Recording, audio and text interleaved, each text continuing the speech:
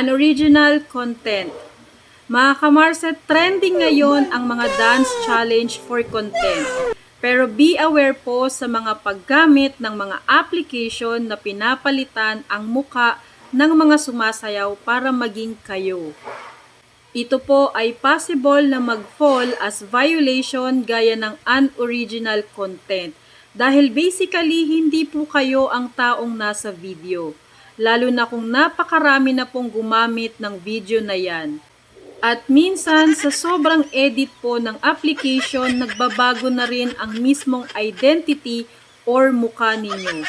Kaya nadedetect po yan as unoriginal or repurposed from other resources ni Meta. And that's it for now mga kamarse. Please share this video para sa kaalaman din po ng iba. Follow me for more. Salamat po.